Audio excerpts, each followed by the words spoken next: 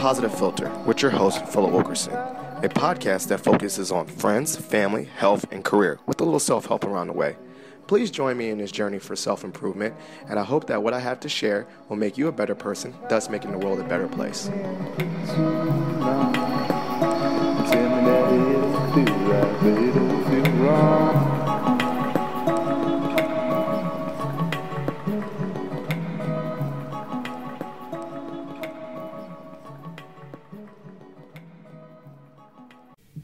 Hello, ladies and gentlemen, boys and girls. It's back with another episode. Let me turn myself up. Another episode of Positive Filter. Turn me up. Hey. So I'm joined by two special guests. I told you everyone is a special guest because they're on my show.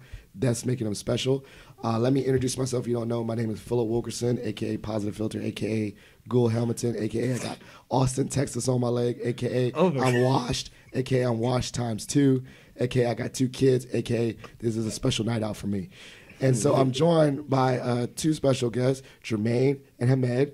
I'm going to let them introduce themselves. Okay, well, I can start off with me. I just look at you, so you go there.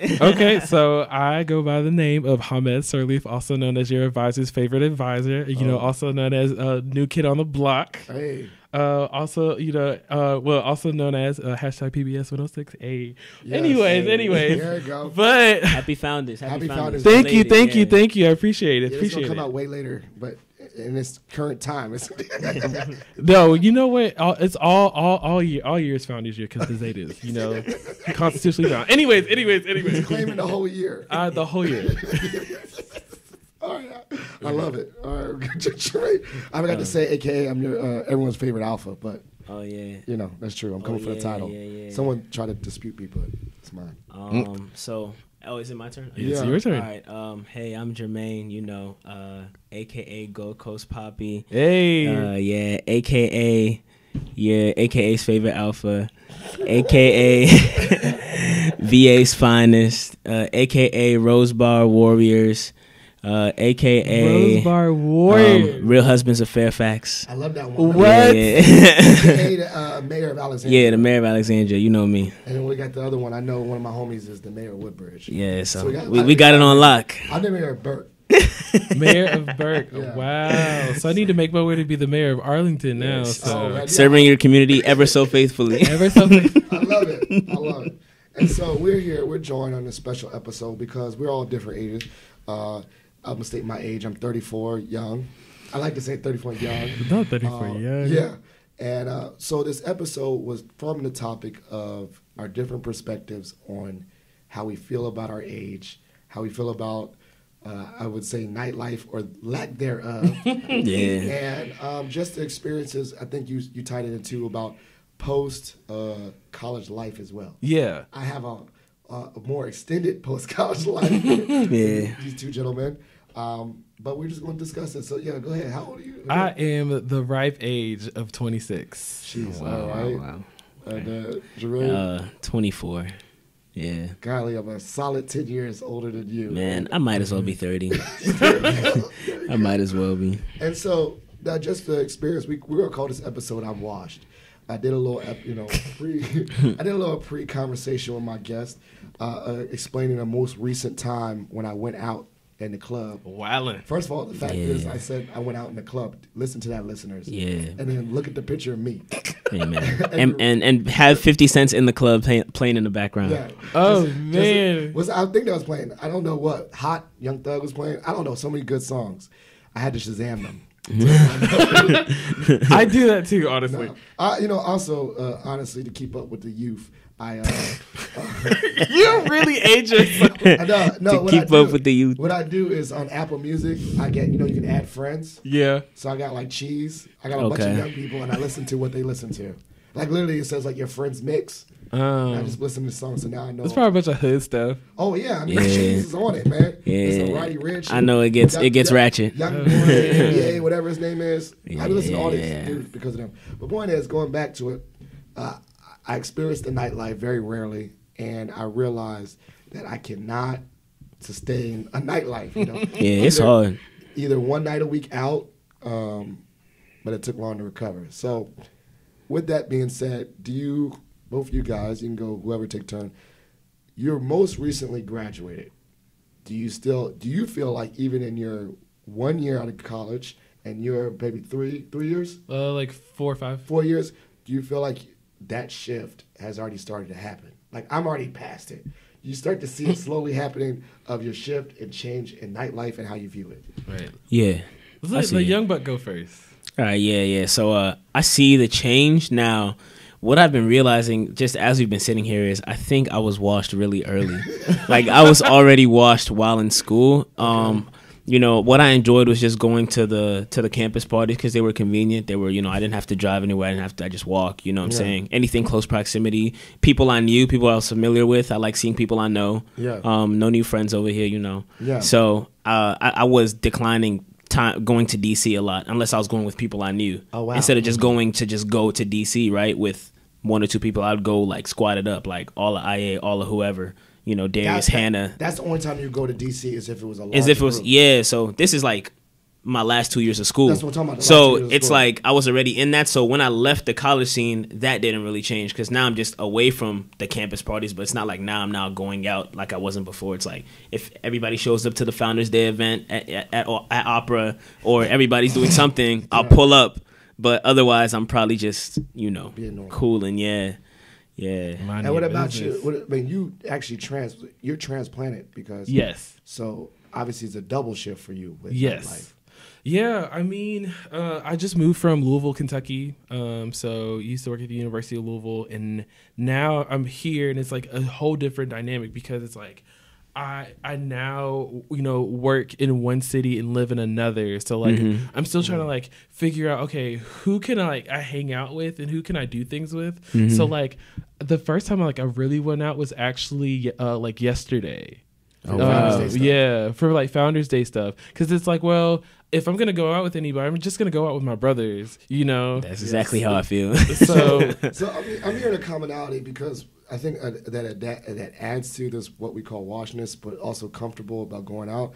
Is like, there's no reason for me to go out if I don't know nobody. Yeah. Personally. It's like so awkward just to like go to the club or a bar by yourself. So it's like, how are you supposed to strike up a conversation? I mean, I could do that, Joe, anywhere. You know me. Well, yeah, you could talk to a wall, but me, it's like... I feel like it was different in a different time. I feel like now it's like... I feel like part of it is the phone. The phones have all kind of made us a little less social outside of our circles and outside of what we already know and see. Because we see so much all the time. It's like you go out and you've already seen the world. Right. And now you go out, it's not like you're going to see anything like... different, crazy. You know, I didn't notice that because when I was on my flip phone, I feel like I forced myself. Bro, I need to go out and see people. Well, I need to talk. Yeah, I mean, exactly. Yeah. And so when I was going out, even when I noticed it when I was out in the nightlife with the flip phone, Bama's was like documenting it. And I was like, but you're not really engaged in the moment. Yeah. I was like, then I really felt old because I'm like, now look at this. Look at the world's changing. Y'all not even paying attention to each other. Yep. Exactly. But I think there's a transition. So all of us, no matter what our age was, is like as we slowly transition, we figure that there's no reason to go anywhere if we don't have a social connection. Already there. Yeah. Unless you're going with the intention to meet people. Yeah. Okay. And what instances? Because I don't have to do that. So meet the ladies or meet whoever partners or just I mean. There's no instance where I need to do this. Yeah, if you're single, I guess you could go out and, try to meet, other people. You could also, if you was just like, if maybe I was in a new city, new environment, then I might go out to just meet people. But at the same time, like I said, group chat's booming. FaceTime's a thing. You're good? I could talk to who I need to talk to when I need to talk to them. You know what I'm saying? I don't really need that, social connection, Being in a social, being in a city that there's a lot of movement is already good enough for me. I really need to That's very interesting. So, I mean, like I said, I'm going to go on tangents. Do you feel like you feel fulfilled in relationships via the cell phone? Like, I don't need to go out. I got my group chat. No. And I feel connected to my friends through the group chat. No, not at all. Because, I feel like being able to, get together, laugh, have conversations, and really engage is, something cool. And, yes, you can get that, through, FaceTime. But, I want to be able, if anything, if we're talking about going out, maybe even have a kickback. I love hosting kickbacks. You know? First of all, I just found out what kickback was about 2 years ago. Oh, yeah. You make yourself so old. You're late to the party. I mean, I've been to them, though. I just didn't know that was called a kickback. Oh, what'd you think it was called? Just hanging out. my LB, like I'm telling you, I'm the oldest one on my line. And he's like, we might have a kickback. I said, what's that? and then he was like, yo, we're just coming through. I was like, so we're just hanging out? And he said, yeah. I said, what's the difference between a kickback and a party? Yeah. Yo, go ahead. For the listeners, see, first of all, the listeners are a wide spectrum. So for the listeners, please, can you explain what a kickback is? A kickback is like it's a chill house party. Would you think that, Jermaine? I would agree with you. Okay. So what makes the difference between a house party and a kickback? A house party is wild. So A house party is more lit. A kickback is like turn on some like music, maybe not too loud. People have their cups. People are socializing. That's when people are like, I like kickbacks. Like going to the club is not really nice for me. I like kickbacks. Like people are socializing. People are just having conversations. But you have to organize, call it a kickback. He's like, let's go and hang out at my house.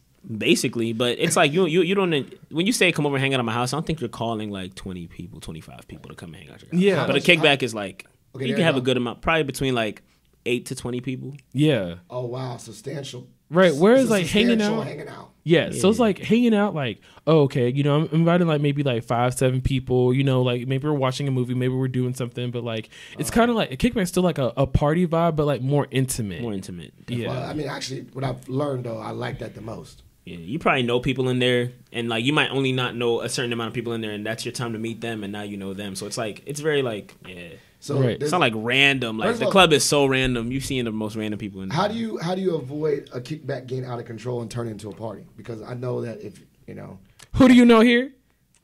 Yeah. Who do you know? If you keep the music low, I mean, people like what I've realized because I threw some like wild dorm parties like before I left Mason. Like I threw like 2 very wild parties, and like the parties that I threw, right? They're called kickbacks then, right? Because they weren't kickbacks though, but it started as kickbacks. It started as kickbacks, but like if you just turn the music high enough, it just gets lit. Like what you doing? So if the music is low, it's low energy. Like the music can dictate it for our generation. So it's the energy, and then what about? Is there expectation with a kickback that you have to provide all the beverages and things, or you can say bring your own bottle? Or is kickback more BYOB?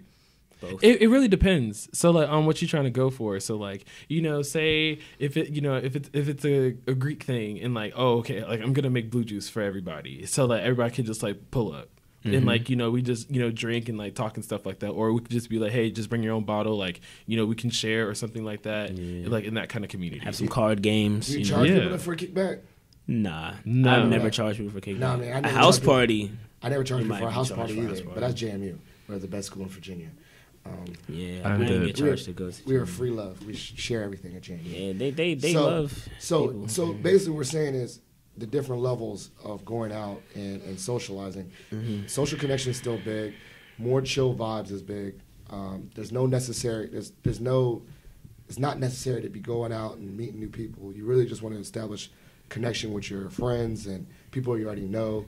And things like that. Right. Yeah. And I feel like if you're going to a new place, like you're wanting to build those relationships, because I feel like you two, like you've established yourselves like in the area, you have your people. So it's like, why meet people? Whereas me, like, okay, I'm trying to like infiltrate, in like different like friend circles and friend groups and be like, hey, like, be my friend. Like I'm likable, Yeah. So I think, on the other side is like, you have to have some sort of bravery when you're gonna like go to a new city, especially like I don't know anybody here. I have a sister in Richmond, but like we don't far. That's like 2 hours, right? But I'm not like driving over there, so it's like who can I like make to be my people here? Who can I build my community around? Yeah, no doubt. Yeah. So I capped. I would definitely have to meet people in a new city. I don't know. Like I think that, and think what's adding layers to this. I'm a family man. I got wife and kids. Yeah. So I still, even though I bet if me and my wife went to a new city, I'd still wouldn't want that social connection. But it'd probably be still chill level. Like I noticed that night or the nights out was so rare because I don't even need to do that no more. Right. I think the point of mostly going out is the need. And that night at opera, probably went a little extra, a little hard than I needed to. Big twerkers. Yeah. Oh man, I have to go. So you gotta go to opera. Bring me one time. Seriously. Well, no, you can switch him out. I'm substitute. Oh, you sub? No, actually, I might go out. I got one. I'm gonna do one a year. Yeah, so One a year. I got one night now, but now I'm mentally prepared that that's not gonna happen to me. Yeah. And I'm gonna bring my own smartphone so I can Uber home myself.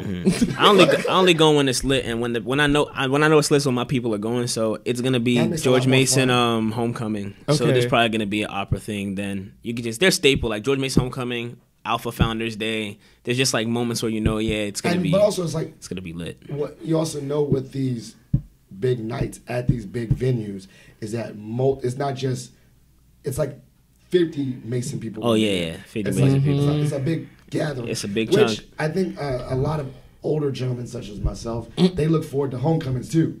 That's Yeah. why I know the old heads. Yeah, I know why y'all look forward to homecomings. Why? It's like, nah, I'm playing. Big twerkers. Yeah, big twerkers.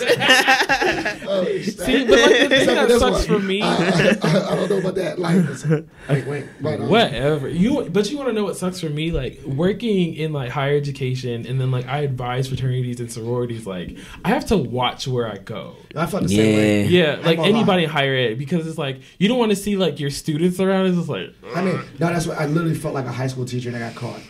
Yeah. right. But on the flip side, I've done that before in my life. Like, I used to go to JMU and I looked over, I was at this one club. I was like, yo, that's the sociology professor I had. He Right. was just like scouting. And Ew. no, I didn't look like that. though. Scouting. Right. He was scouting, though. He seriously was.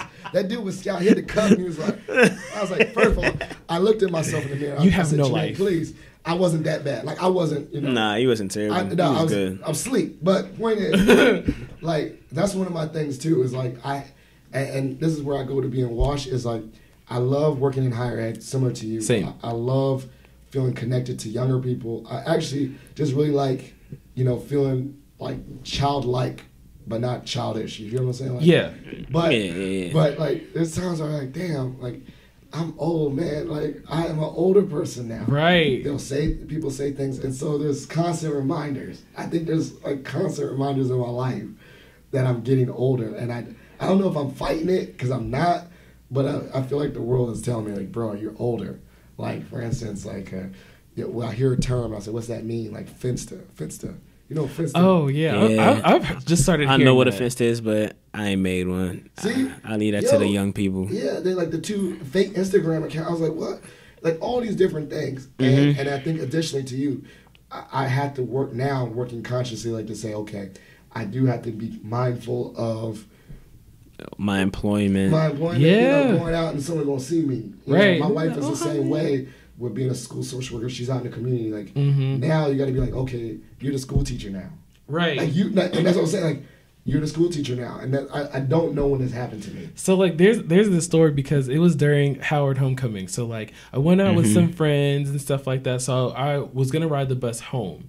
So like I ended up like running into Bree and like all her people and Okay. stuff like that. They're like, "Oh man, oh my god, like you out here? What you doing?" I'm like, "I'm trying to go home." Yeah. And the night was trying to go- the day was over for you, right? Right. It was like 2 a.m. I was like, I'm tired. I'm trying to go home. And they're like, oh my God, like you out here. Oh, we about to record you. I was like, Oh, no. my God. It was like, can No I cameras. live? No cameras, please. No cameras. Okay. I see y'all later. Right. Oh man. I'd be like, I want to wear a wig going out.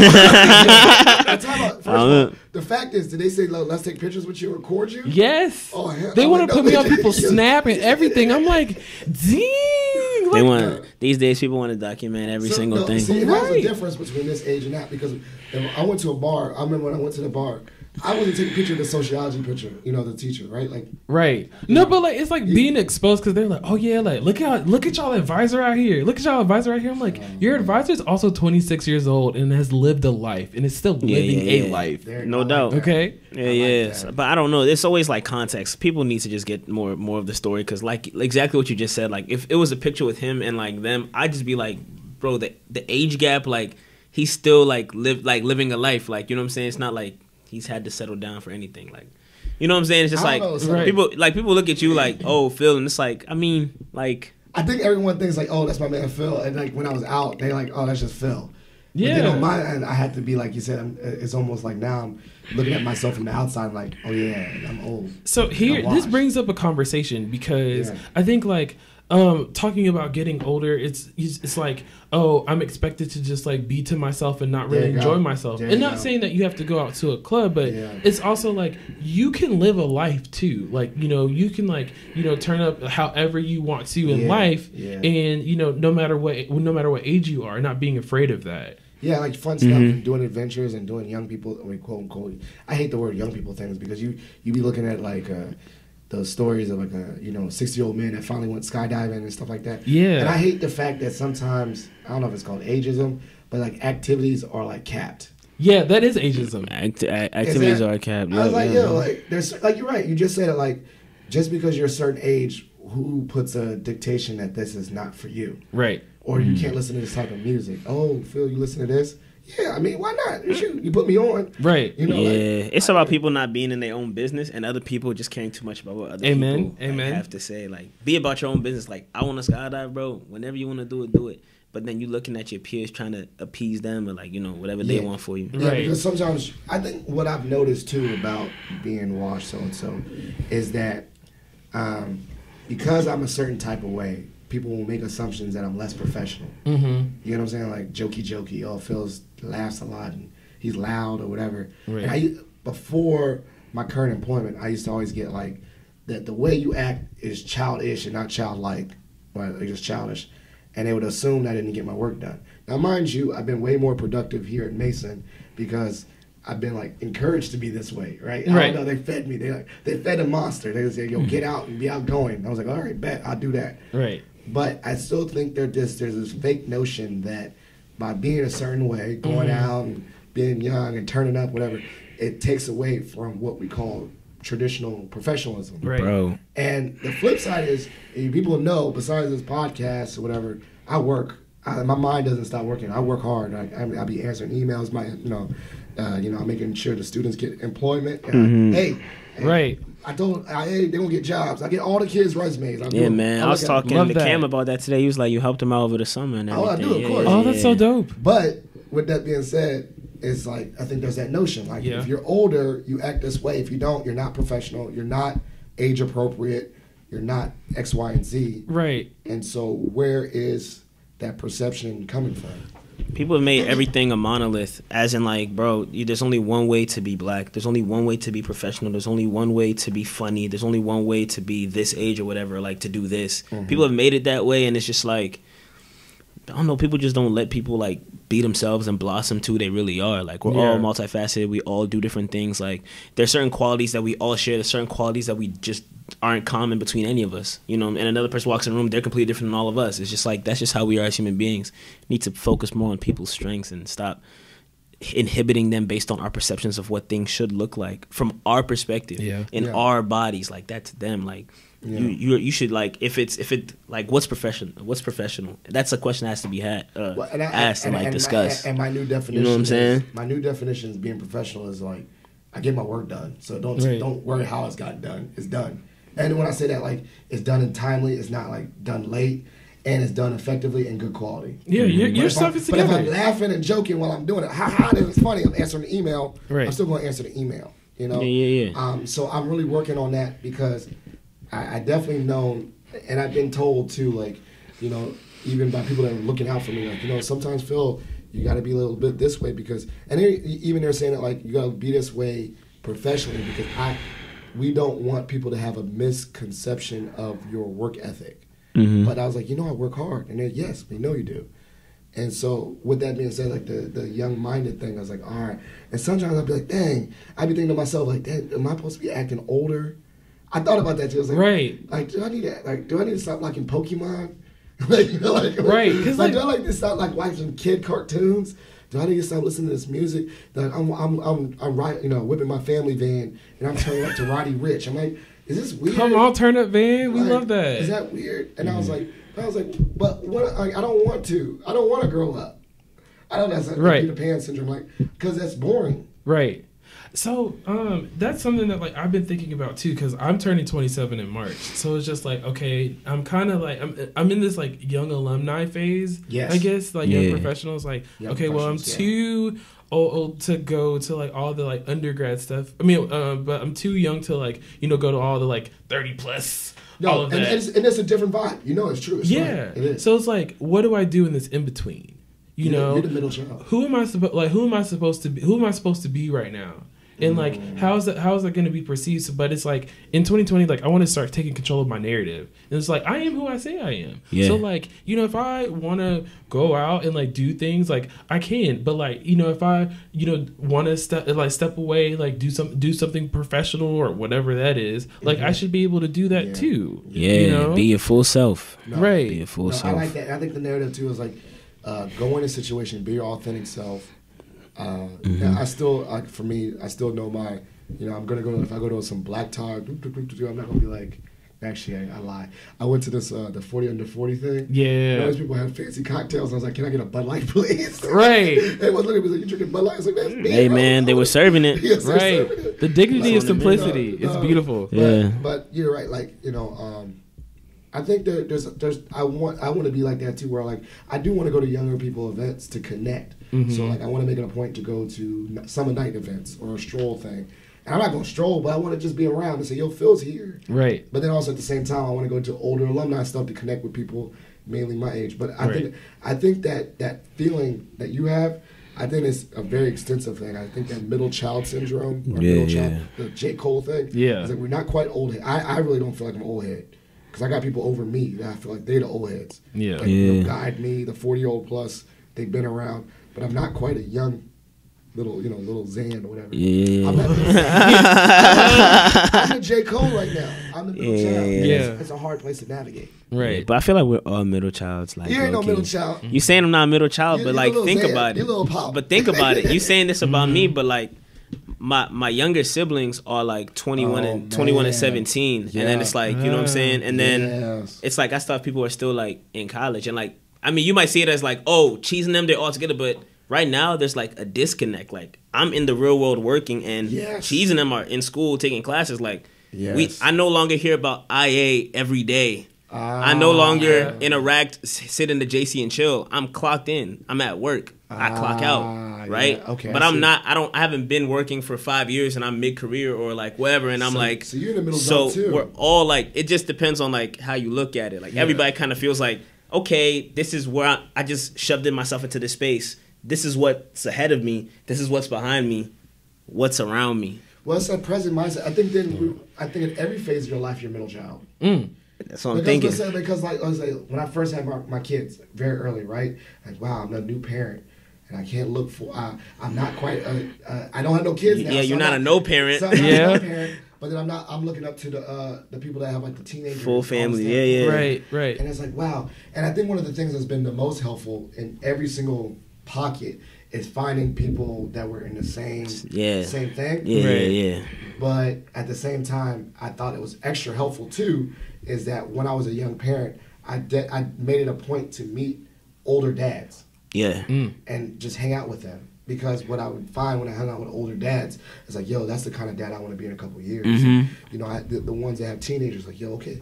That's something also I look forward to. Like, oh, I can take my boy to the ball games. Right. So there's sometimes where I used to do like, it was like weird like father-son moments where it's like father-son and Phil. Like, yo, my son and Phil going to a ball game. I'm just like there. I'm hanging out with my friend because he's my friend and they brought his son. That's dope. So, it would have been a normal father-son thing, but it was with Phil there.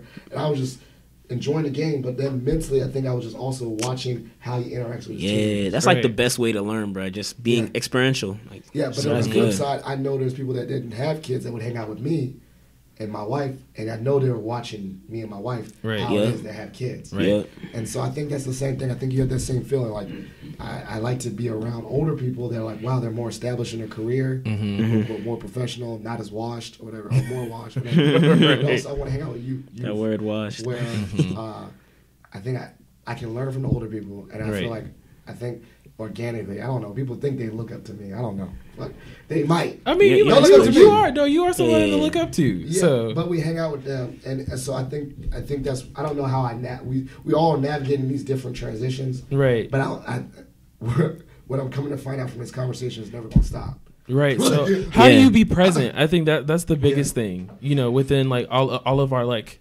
stages in life right now, because like now you got me thinking, it's like, you know what, like I just really just need to be myself, and like, hey, if I want to go to things, I go to things. If I need to meet people, I need to meet people. And like, because I'm always, I guess for me, maybe I can still be this young person because I'm still going to be moving along. Because like when I was younger, I always looked to people like in high school and be like, wow, like they're so old, they lived a life. And then I'm there and I was like, dang, this like doesn't feel old at all. And that's the same for like undergrad too. You know? Oh, you came to real. That's it. I mean, 100%. I don't feel old at all. Do you remember when you went to college? Oh, first of all, I remember when I was a freshman in high school and seniors looked grown as hell. Duh, I remember like freshman football and looking at the varsity senior football, and Bama's had full beards. I was like, yo, they're going like, this is grown men. And then when the time I was a senior, I was like, yo, these freshmen are like kids. It's crazy. Right. And then I remember college. When you get to college and you're a freshman, you're like,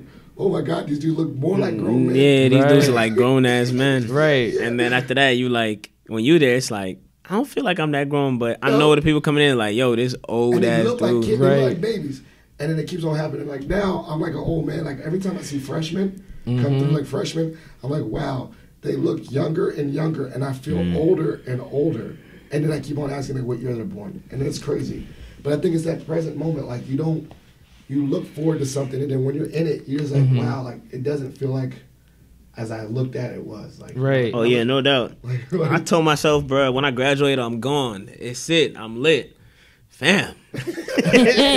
Take me back. Right, I right. thought that Take same me way. back. I ain't gonna lie. Yo, for both of you guys, you're both recently out, and you're saying these in transitional phases, right? Like when you look back at these experiences, right? Is there something where you didn't want to stretch it out, but what would you want to hold on? What part of college did you like that you wish you could just hold on and bring back to the real world? I know what I was going to say, but I want to hear what your thoughts are. Like, what one aspect of college could you think, like, if it wasn't just college, it was just something like an aspect of college that you could just bring to the real world with you? I think like the social aspect. I miss like being able to like wake up in the morning and like go hang out with my friends. Like let's all go to the cafeteria together. Like let's all like go like walk around like the city, like things like that. Yes. I literally was about to. I was pulling that one in because I remember organic friendships was so easy in high school and college. Like I saw my best friend every single day. Right. No effort. But y'all all together. No effort. Because like you're all on this campus, and like you see each other every day. You have to go to class. Yeah. You have to live in the residence halls for a couple of years. So it's like all this is facilitated. So in the real world, like it's not, and you have to facilitate those things yourselves. And those are things that like we are not educated on. That I feel like now as like you and I as higher ed professionals, like we have to prepare students for this. It's like it's not going to be like this. We gotta prepare them, bro. What tools can we give you to help facilitate meaningful relationships with other people? Absolutely. And the thing with the one that I found that I did facilitate that was that because this world, like the relationships with my best friend is not as readily available. Two things. When I'm with him, I'm with him. Mm-hmm. That's like, we're not going to see each other. He lives in another state or something like that. So when I'm with him, I'm with him. I put my phone away, I'm with him. Because, like, there's no more times where we can just all be in the cafeteria just on our phone. Yeah. Right, you have to be present. I mean, be present. And two, it takes 10 times more work to maintain relationships in the real world. Absolutely. I've noticed that. Like, I got a phone, I got a phone reminder that says, check in with Hillard. Yeah, me too, bro. Yeah. Call this person. Because if I don't, we're not going to, like, it's going to die. Right. Our friendship is going to die. Not in a bad way. But so I wish I could prepare. I wish that's the one part of any school environment that I miss so much. Well, I mean, you get that in the real world. You hopefully, knock on wood, you become friends with your coworkers and you get to see them quite often. Too. Right. Like, my coworkers are my friends. But it was just so organic because you're in school together. Like, you were doing all the activities together. You were, on teams together. And like now, it's just it takes a little more work, like to. Cause like, isn't it weird that like we have to look at our schedules to like plan things? Oh man, Yeah. man. Oh my god! No, I Google everything, man. I got this pod. You saw that? Yeah. I podcast like Maggie. I'm at the house. I put the job. It's just bad. You know, I put opera on that job. I said going out. I be putting everything on my calendar, man. I didn't think I would ever get to that because my personality type is very like adaptable and not writing stuff down. So it's hard, but it's necessary. Right. So you said that was probably similar, but what was one thing you wish you could take from college? Absolutely. I think that'd be my first, but since it was said, my second one would be like free time. Like time, like so like like I said, my 9 to 5, and if you take into consideration like commuting, probably you could even say your 8 to 6 is like is booked.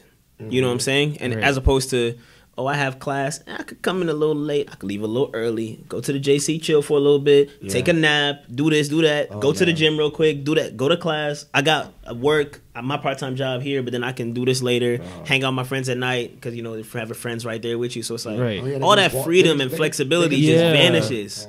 It's just like, block. You know what I'm saying? Yeah. And then the work environment, too, is like, I guess it depends on where you work, but my work environment is pretty kind of like, it's like we just everybody's in there doing their own thing. Like sometimes black coworkers like HBCU like alums and stuff like that. We'll geek every now and again. We'll have our moments where we like have fun or go to the cafeteria. But other than that, it's just like business is business. Are you in the cubicle or the office? I'm in a cubicle in an office. So it's like I'm in an office, right? And I have a cube where it's like 4 of us in the same cube. Okay. It's like enough for 4 of us. Do you get to talk to your cube mates? Oh yeah. We socialize all the time, but that's big because I remember I used to get in trouble for cube mates. Hell no. I'm too loud. Yeah, but Cube City. But at the same time too, in the office, man, it's also different because you could be you close the door, people be slamming the door when we be talking and be like boom, be like but I'm just saying in general, like the social part, like if I close my door, I can literally go a whole 9 to 5 without seeing someone. Yeah. I can isolate myself 100% at work. Like if I wanted to, I couldn't do it. I don't do it. You see me, I'll be walking around doing laps. I can't afford to, because everybody would be like, yeah. So man, I was about to say, your shared experience with kids, I'm the only one that has kids, but I think it changes. Like, so we're saying. We said the thing from college that we want to take away. Say the different things about social connection, how important it is.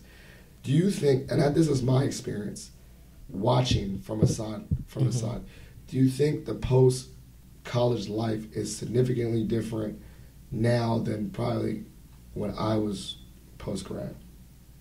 I don't know. Oh, you know what? But like, could you say like from my speculation? Because I'll say yes, I agree if I think I agree with your assumptions. I think your time was worse. Oh, okay. Why? Because like I was saying, like I moved to a new city, but I have access to everybody still, in ways where I can still keep communication. Like I can see people's faces. I can be in group chats. I don't think group chats was a thing when you were done. I don't think FaceTime was a thing when you were done. Maybe you could still have phone calls, but it's like I can talk to 7 people at once and be done with it instead of but I could still facilitate those one-on-ones if I want to, but I could literally talk to everybody I had back at home and like finish with that and then do whatever I have to do next. Whereas like you leave and you don't see people like, oh damn, now you got facial hair now, like oh shit, but like I'm seeing all this in real time because of technology. So you have to be more intentional for you, like because you didn't have all that technology. Whereas like even again with me moving to this place, all I have to do is like get plugged into like DC Young Professionals, DC social Blue media. and White, so like, and that's how I can get connected to people. Whereas like I feel like you didn't have group me and all this stuff. So like again, intentionality was important. Yeah, I was gonna say. I don't know if it was worse or not. It was different. But I was saying like, I remember someone told me like, now like you say, yo, this person in high school, have you really seen that person since high school? No, but I followed them on Facebook. Yeah. Now I'm like, well, I really don't care, and I think the intentionality. You both said it. So it's like, I remember graduating in 2008 and going home, and it was plus and minus. The minus is, you're right, I'm not plugged in and I don't get to see as much people. But 2, I think I'm gonna say you guys have it harder because when I didn't have no job when I graduated, I didn't get in my feelings as much because I didn't see. You didn't see everybody else with No. jobs and Yeah. traveling and blah blah blah blah blah. No. So like when You got a point. I mean, I still have a little bit of Facebook, but you had to That's a log in. solid point. You had to Yeah. plug in. I've really and this is what I've organically seen at the Career Center, is that the kids that as they're approaching graduation are way more anxious than I was, because you see it. Oh, my man's stunting, you got a job. My man's stunting, you got a job. Right. My girl's stunting. Somebody traveling. Oh, my Somebody in a goodness. new city. Oh, my friend just hit the showed on the Instagram 1,000 posts because they announced they got a new job. Me, I went home. I didn't know. I was like, oh man, I don't know. I didn't know what I didn't know. You know what I'm saying? Right. And then I got my first job. I graduated in May. I started my first job in July. So I had a little bit of, a couple months of just no job and no jobs, but I didn't have enough time to like really worry about, wow, I'm comparing myself to people.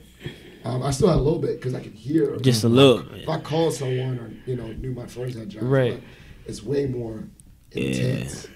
That's the only difference. Yeah, I would say that because like even for me, like graduating from grad school, like it's a race in higher education to like, oh, who's gonna get like the nice cool job at like this cool university, or who's gonna work with like this big person like in the field. And all of my friends in higher ed were like getting jobs, and I was just like, okay, what's gonna happen with me? Yeah, so you see it. Yeah, and like it I will say the job search, like as a side note, will humble the hell out of you, you know? And it's just like for me, I had to say, hey, my journey is my journey, and what's for me will not pass me by. And like, but I had to like build that up within myself. But like again, we were talking about, I have high emotional intelligence. There are some people that might not have that. So it's like, okay, how do you build yourself to that? Because now it's like, okay, I have to be desperate to find a job because I want to be able to post something on Facebook and like have that acceptance and like From being whoever, there. yeah. Well, I tell everyone now, one of my main rules too,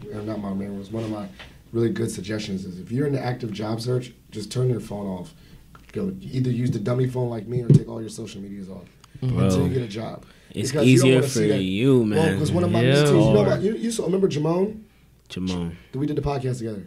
Yes. Jermaine, I told him he was really getting his feelings. I said, yo, bro, just get off Facebook for a while. Or, I mean, not Facebook, because he wasn't, supposedly, old people use Facebook. You're right. Did you know that? Yeah, man. I love Facebook. So, but I was like, get off the Instagram. Get off of it. And he did. And he felt better.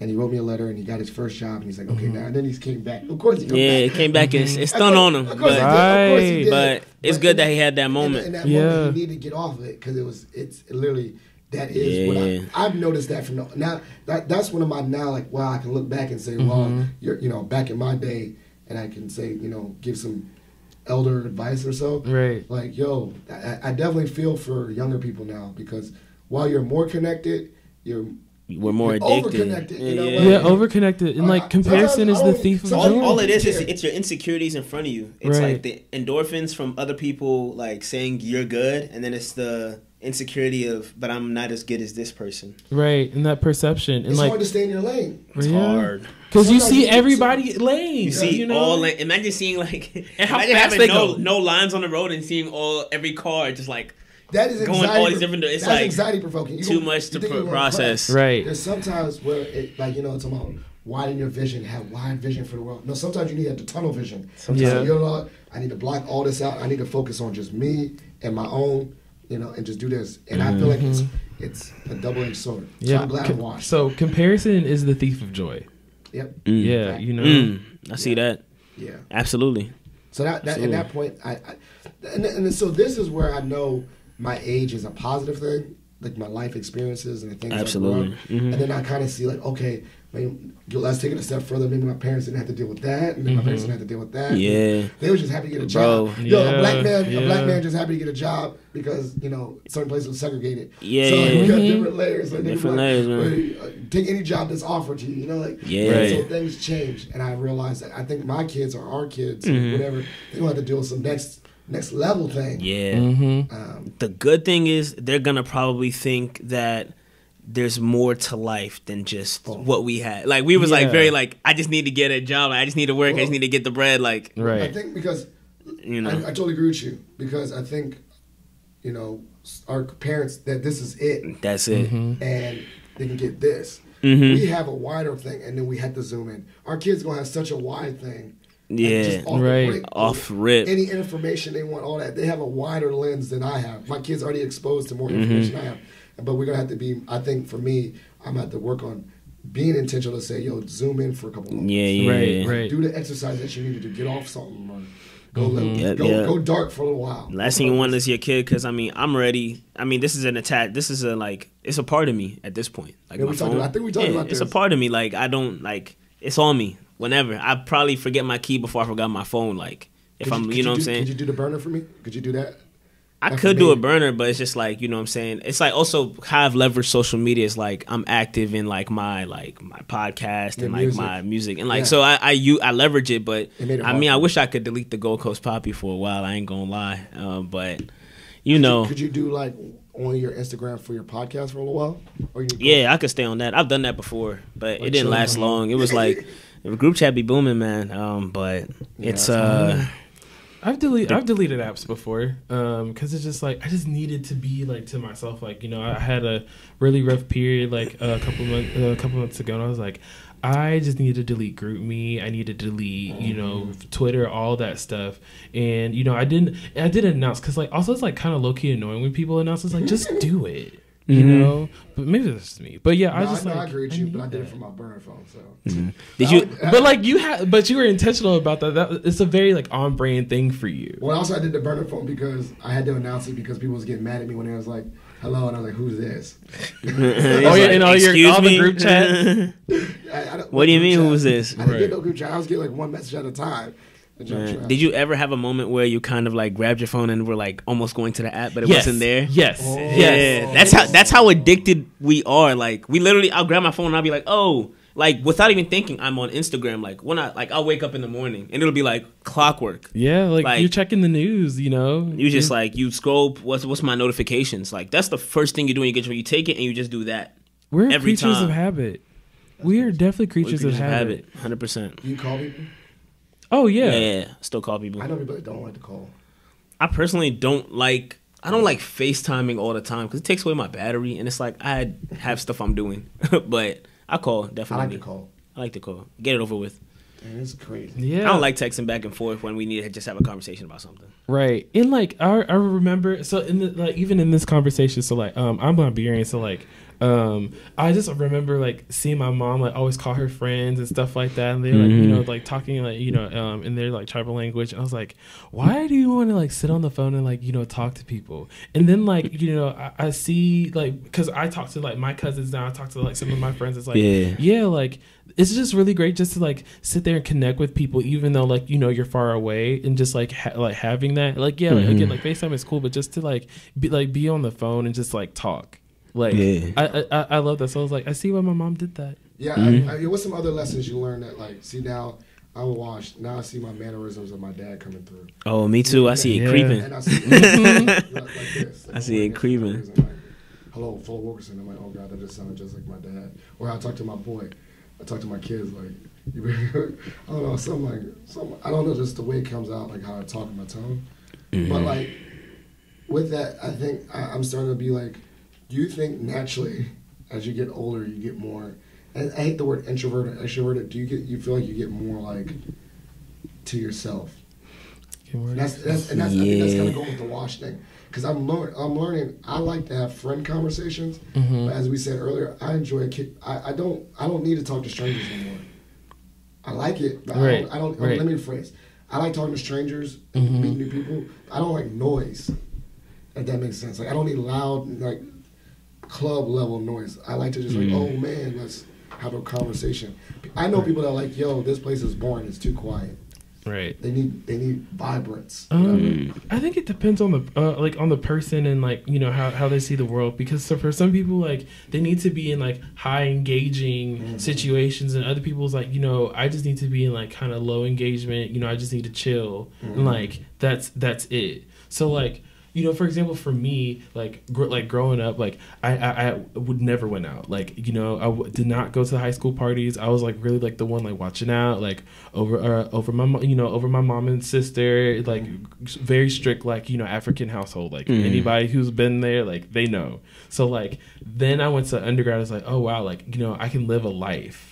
And I think I've left like all like the craziness behind it, like, but I still like to engage. But I think now I'm like, no, like I like to be in more intimate situations with people. Like, you know, like let's get drinks, or like, you know, I can go to a kickback. I can do like a, you know, couple of club things, but like I have asthma, so if it's like hot and stuffy, like a campus party, it'd be hot and stuffy sometimes. No. They have the AC booming, but it'd be hot and stuffy sometimes. I can't lie. No, what about you?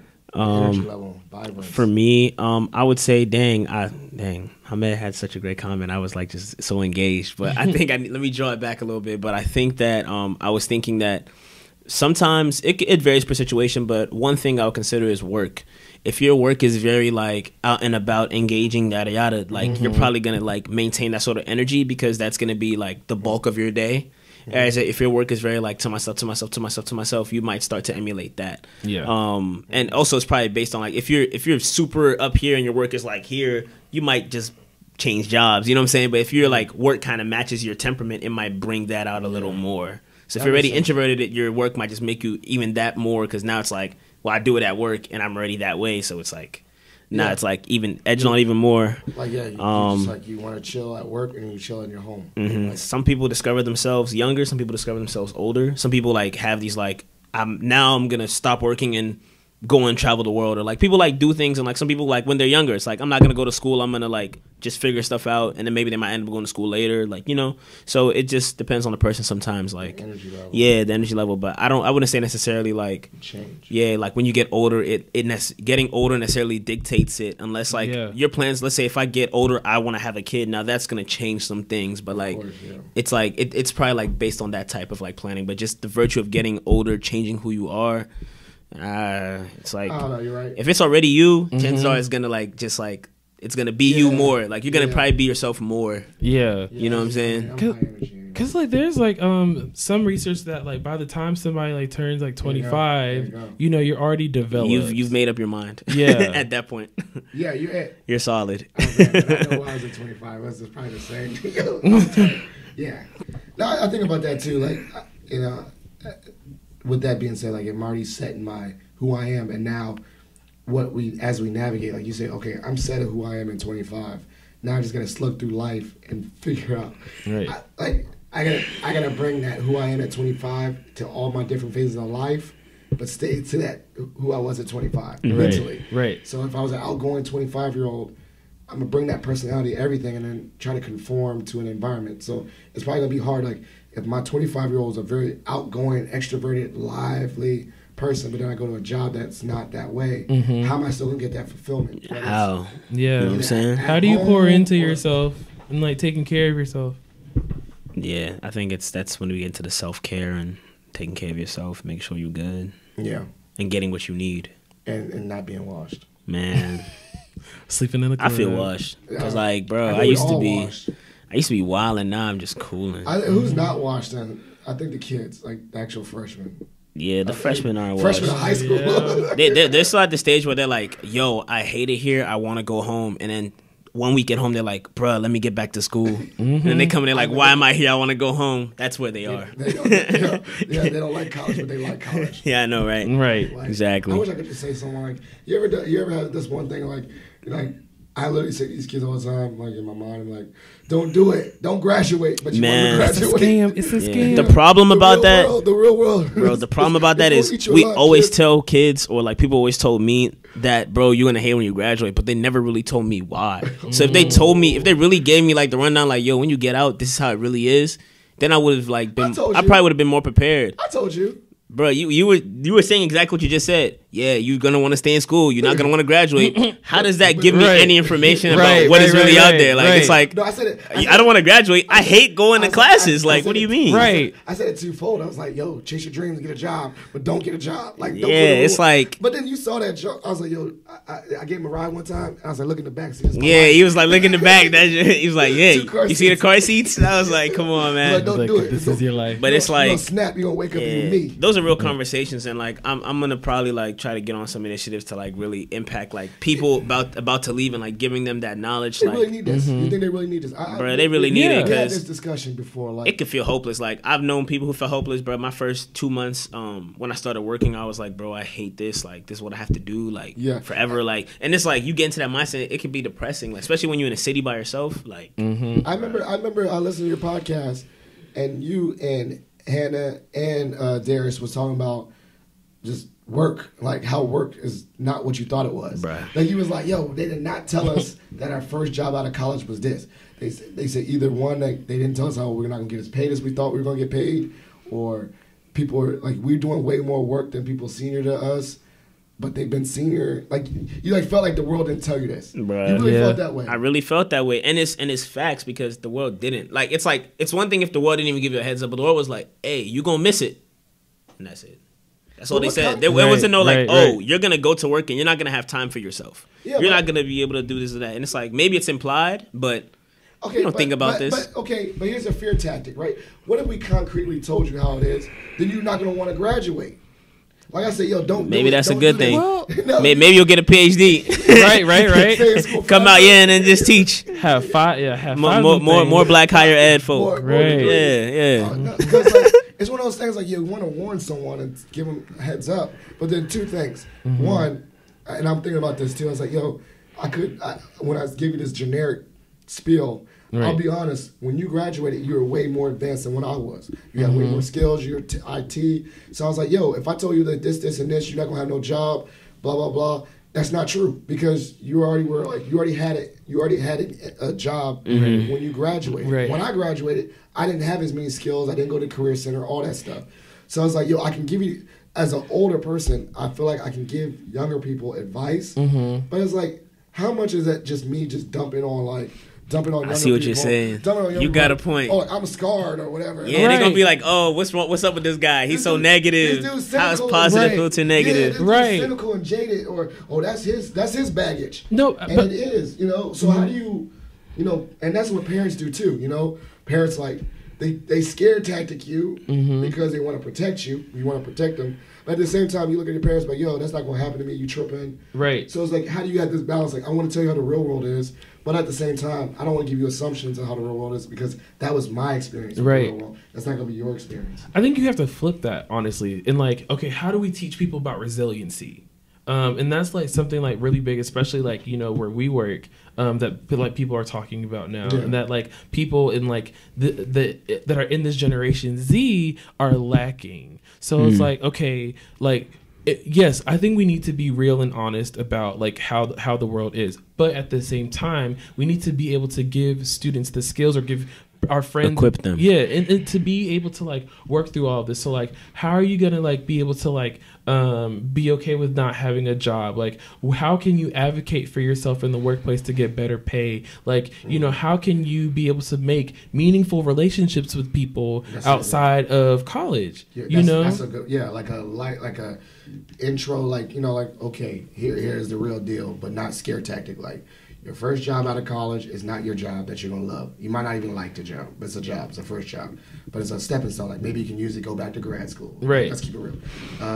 You're right. You're gonna have that isolation with no friends. This is a real fact because you're not seeing your friends as much. So being proactive, like knowing this is going to happen when you graduate, you have to make sure you establish like who your core supports is. You got Hannah and Darius. Like, I have concrete friends that I check in with. Right, We help right, each right. other. And it's not a matter of quantity. It's gonna be the quality. Like, Right. I got these people that we're all most recent grads. Right. That's one thing. And then And how to connect. And Yeah. how to connect. And then you say like, no job. Okay, this is your first. Like, you did. I say on the negative side, you didn't get your job out of college. What are you gonna do with that free time Right. at home at your parents' house? Like, how are you gonna flip it? Maybe you start, learning a new skill or go on YouTube and start figuring out something that you need to know. You know, like I got a lot of media students. I'm like, okay, you got all this dead time. Why don't you watch like LinkedIn learning videos or HubSpot and learn how to do social media campaigns or something? Mm-hmm. Figure it out or volunteer.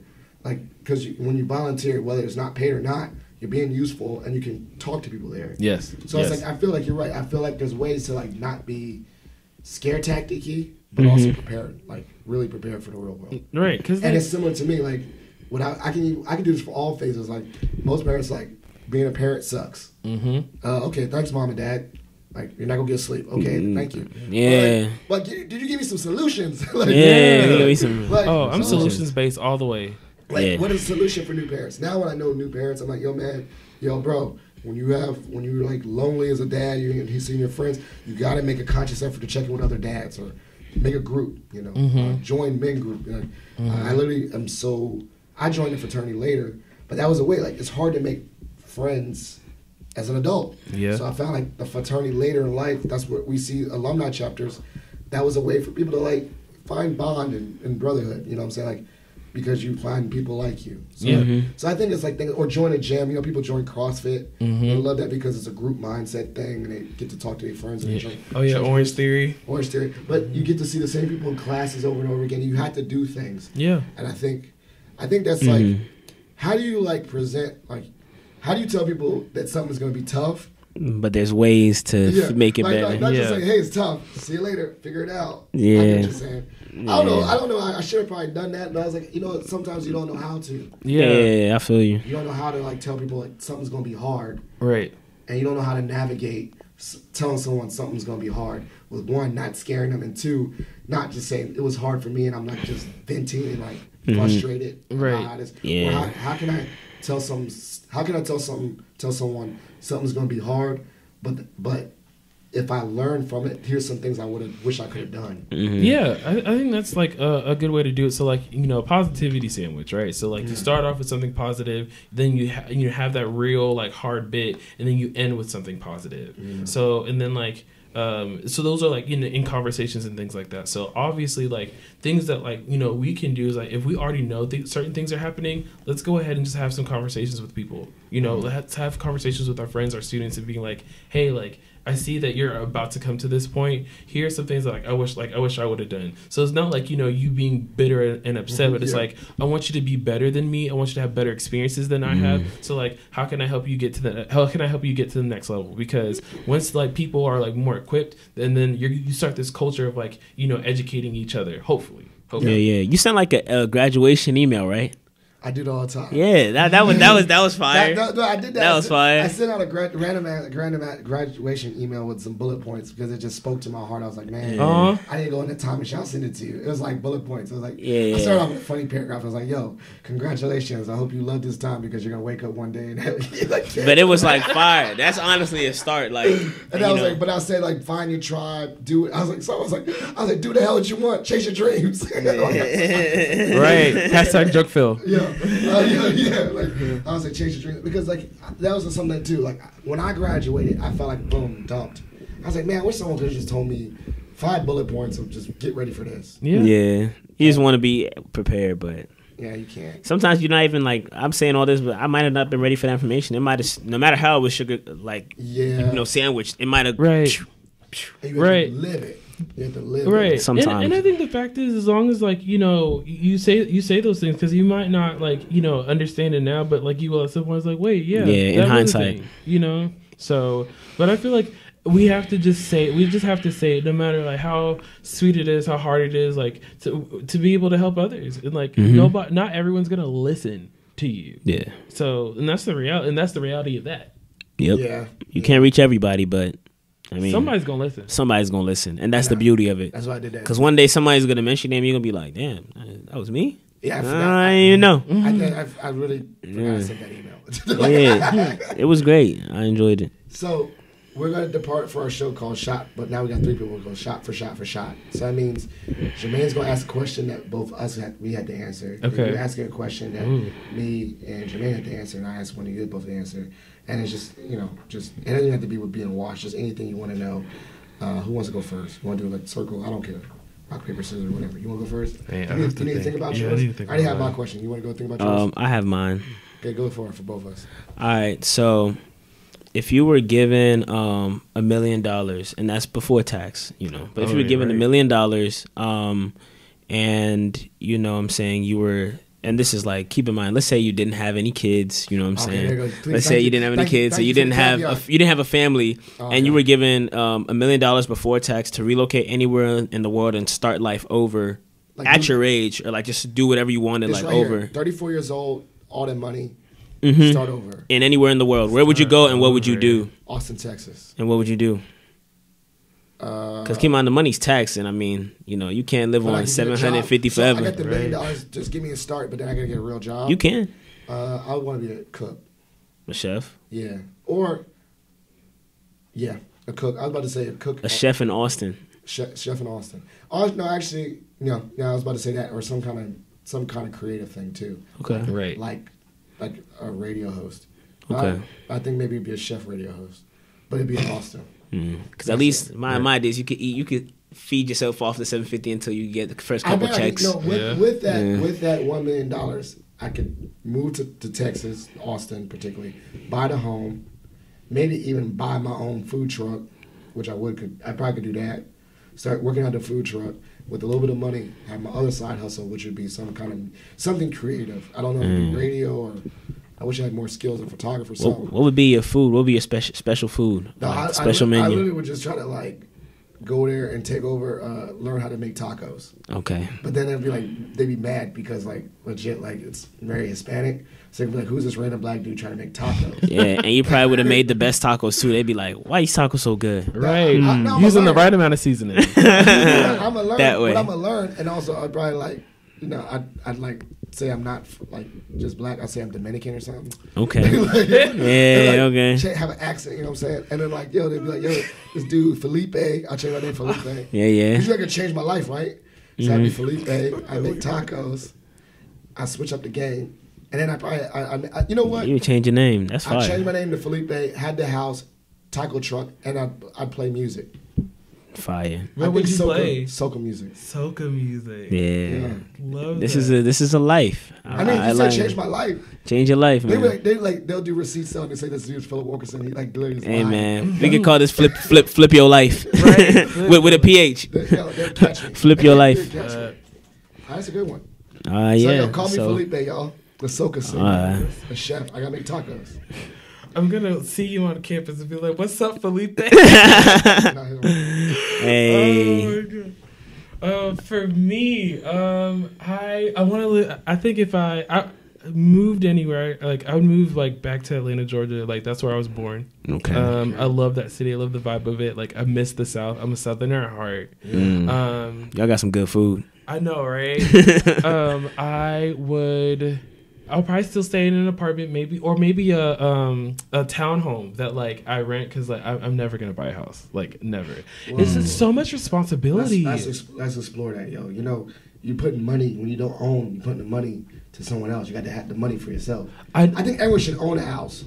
See, I'm on my soapbox on that. I think so the way I see it, you got to put a lot of energy and effort into it. Not that I don't want to, but it's I'm not a handyman. I don't know anything about establishing any of this stuff. So you just have to hire somebody else to do it, which is money. Yeah. So it's either you do it or somebody does it. Yeah, right. But you think about the rent. The rent is going to someone else. When you own, you're gonna own. That's yours.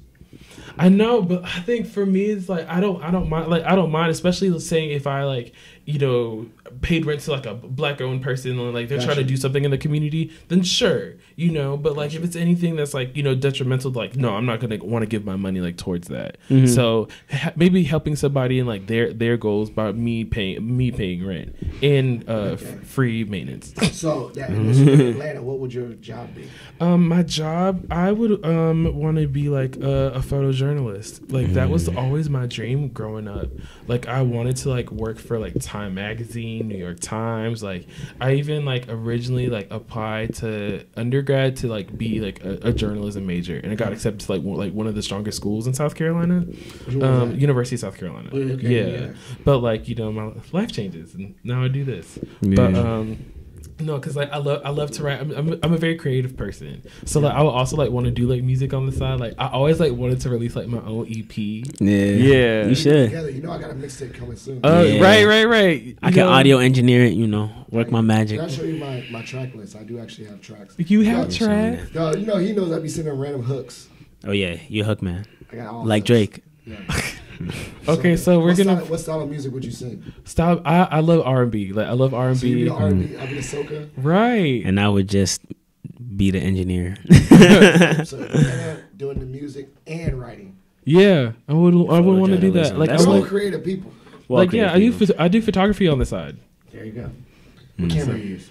I have a Canon Canon Rebel T3, so Yeah, it's very basic, I need to but get on that though. I mean, I shoot really good things with this. So like hashtag Sirleaf shot it. That's Hey. mine. Yo, Yeah. Hey, we're gonna give the shout outs and plus. You're gonna do it again and put it in the show notes. You follow. Okay. All right, that's good. I love that question. Atlanta. Could you get what could you get for $1 million though? Could you get a space?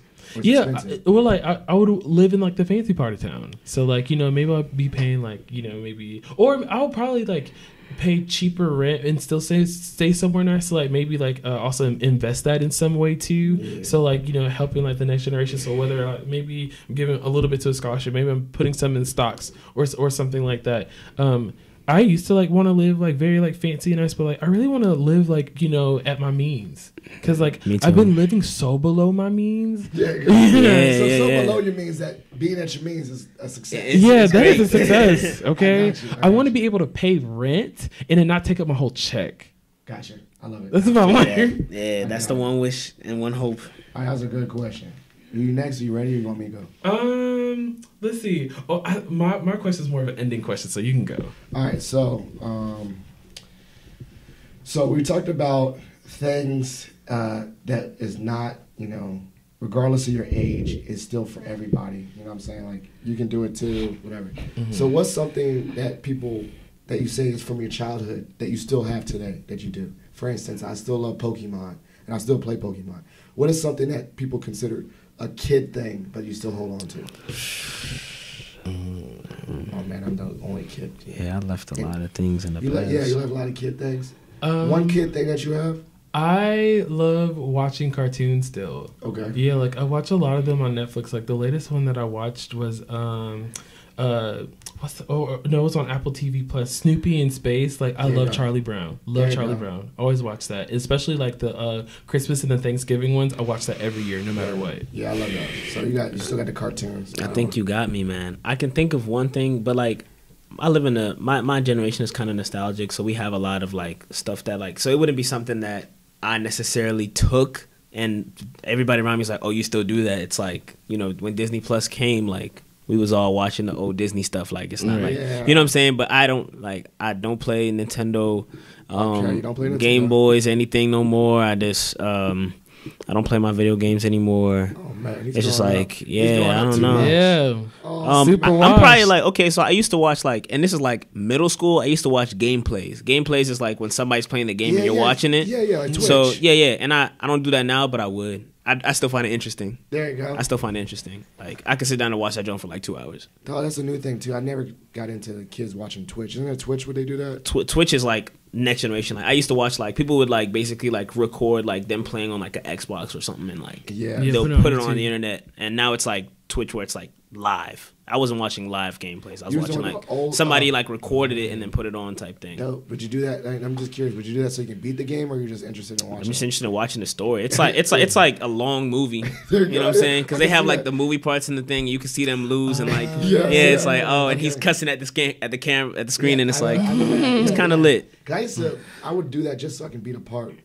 Like, if I can get a part of it. I watch the part to see how they do it. But I left my gaming when I was a kid. Like, I stopped gaming. Oh, man. Jermaine's too grown for both of us. Nah, it's just, I just stopped doing it. It's like, you come around and people are, like, nice. Like, Call of Duty, bro. I will shoot somebody 5 times. He'll turn around and shoot me once, and I'm dead. I'm like, damn. I caught you first. Yeah, I did do that. But I still do 2K and FIFA, like, competitive with, like, another person in the room. I feel like that's not... Yo, first of all, side note, Juju is that nice in there or nah? I've made Juju sad before. I made Juju sad, yeah. What time is it? Okay, 1:12. I think I got him twice. Send him the episode, but just tell him go straight to this part. Yeah. I got you. Oh, so for me, let's see. Go. I would say, what is one thing that you want to do to be more joyful in 2020? Oh, okay. I did have a list. Yeah, I'm about to pull on my list right now. Thank you for saying that. Yeah, okay. So one of the things I'm actually going to work on is being more mindful. So I'm working on my meditation because if you don't know me, I'm the guy that does the king of doing way too much and just zoom.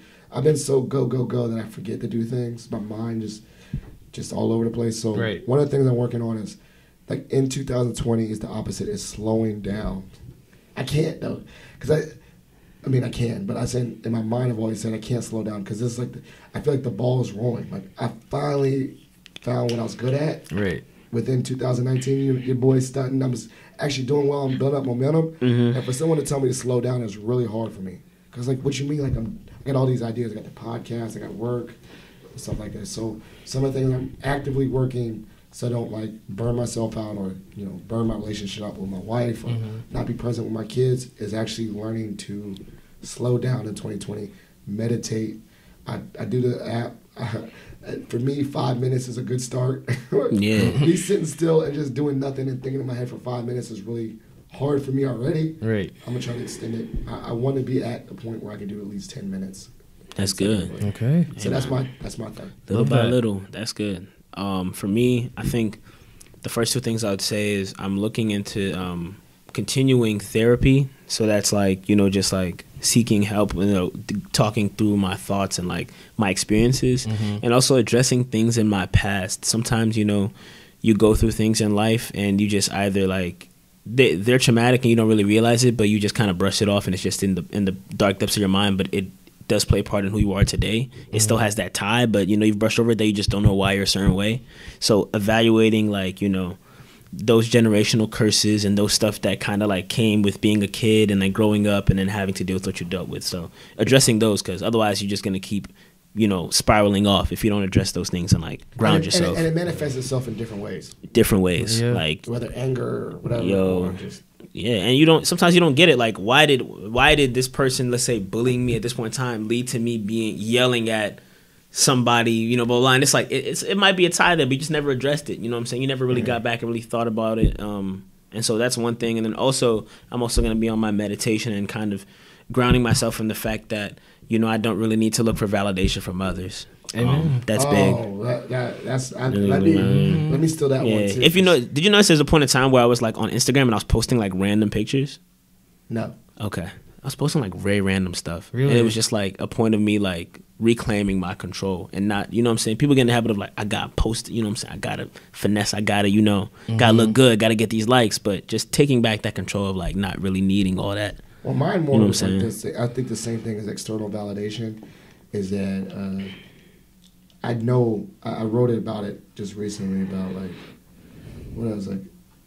For a long time, I need to hear someone say, you're good at this, you're good at this, like, oh, Philip, you're such a good career counselor. And like, I'm really gonna work on 2020 is like staying in my lane and knowing, like talking to myself. Right. Yeah. Like talking to myself, like I am so, that's what I said, no humble season.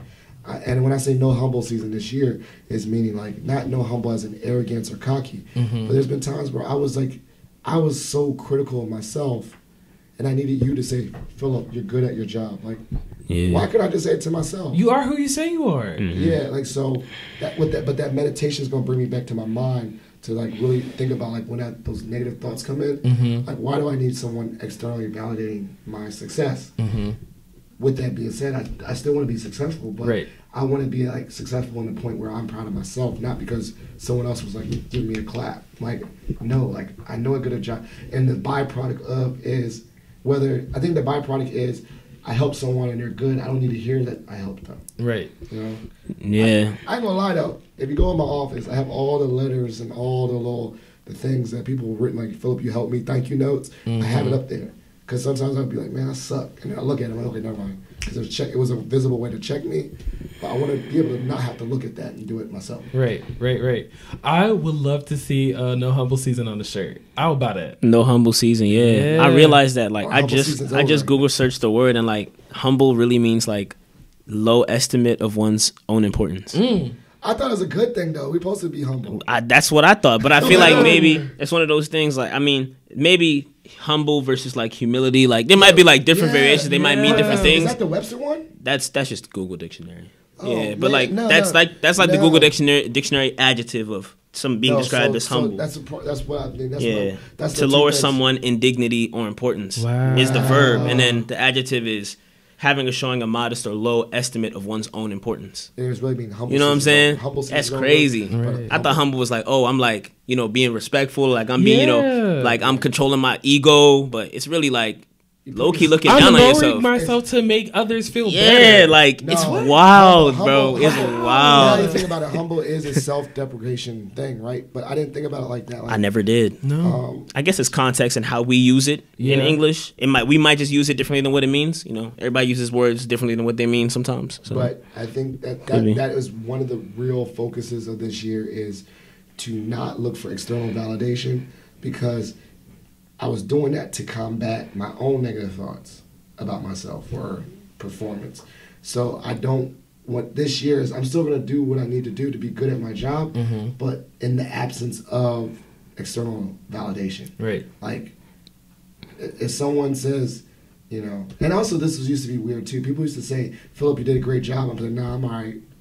And I was already like downplaying. I was like, when I'm we're gonna work on this year, it's not like, oh yeah, I know. I'm gonna say, thank you, I appreciate that you saw that, but I saw that too. Man, right, yeah. Like, I be doing that every day, all the time. Oh man, you good? I be like, yeah, it's sorry, chill, like I'm cool. No, you doing big things. I'm gonna say like this. No, we both doing big things. You feel me? Like it's more like we're not cocky, but I'm like, I do see that you saw it in me. I appreciate that. But I saw that in myself as well already. I did that.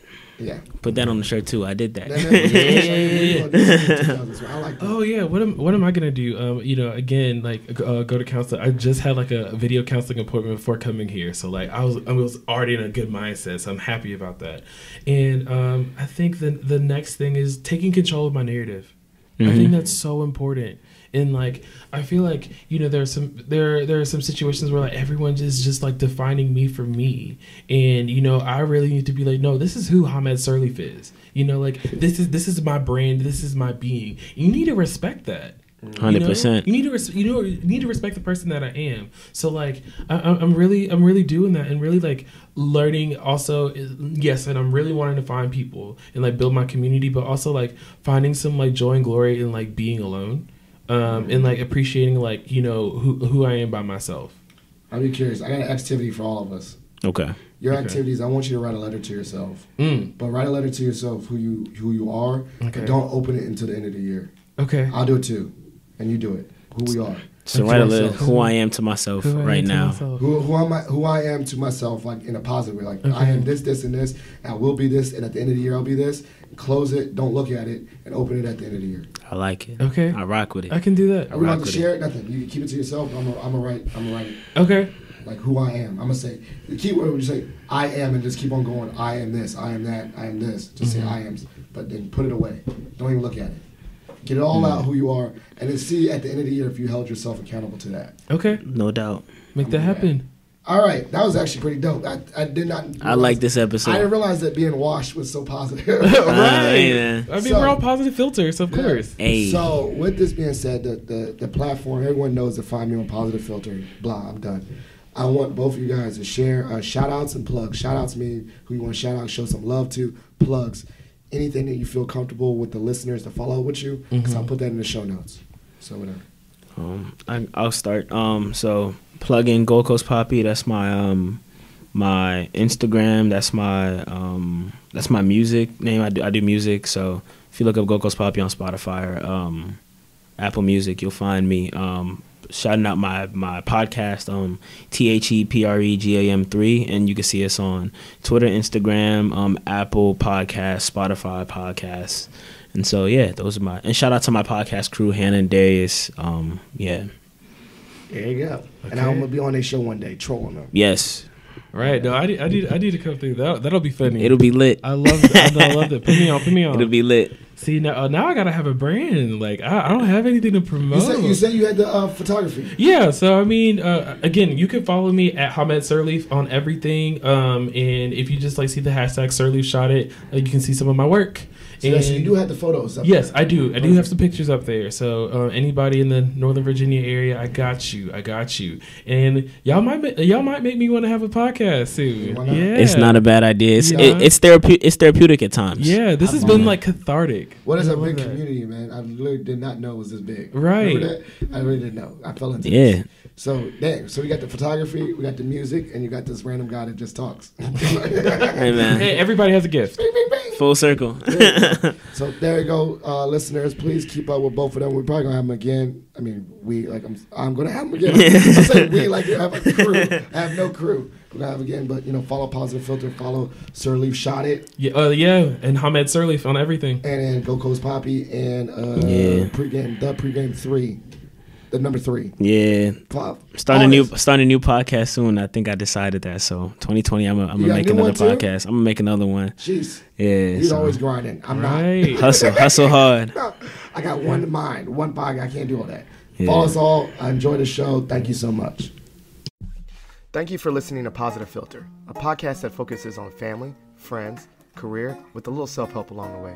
If you enjoyed this podcast, please share it with your family and friends, and like the Facebook page, Spreading Positivity of Movement.